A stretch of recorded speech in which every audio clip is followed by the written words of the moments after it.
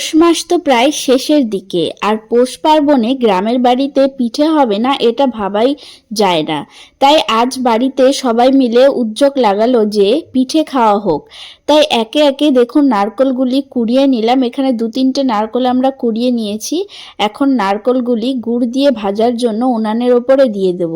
আর এখানে একটা কথা, আমরা কিন্তু পিঠেগুলো সব উনুনের ওপরে করছি, কোনো পিঠেই গ্যাসের ওপরে করছি না, কারণ মাটির উনুনে পিঠে খাওয়ার একটা আলাদাই মজা।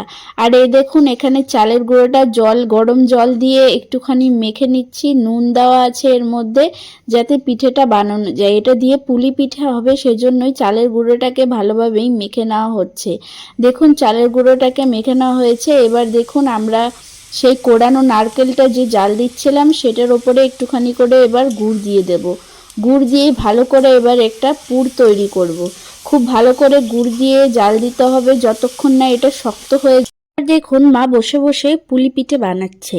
এই পুলি পিঠেটাকেই দুভাবে খাওয়া যায়, একটা হচ্ছে সিদ্ধ করে, একটা হচ্ছে তেলে ভেজে।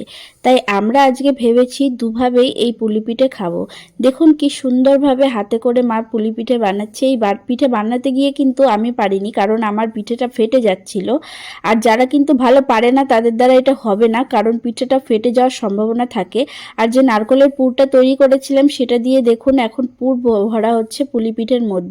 এবার দেখুন আস্তে করে চাপ দিয়ে এবার মুখটাকে সিল করে দেওয়া হবে যাতে ভেতরের অংশগুলো বাইরে বেরিয়ে না আসে।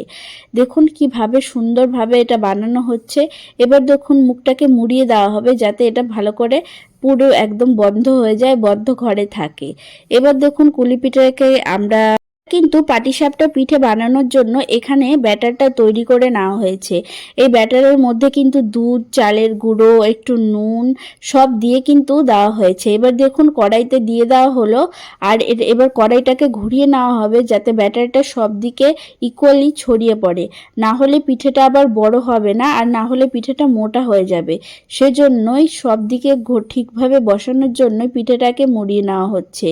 এরপরে দেখুন নারকেলের পুরটাকে দিয়েই পিঠেটাকে মুড়িয়ে দেওয়া হবে। পুরটাকে দিয়ে দেওয়া হলো। এবার পিঠেটাকে আস্তে আস্তেই মুড়িয়ে নেওয়া হবে যাতে পুরটা ভেতরে থাকে আর পিঠের অংশটা বাইরে থাকে।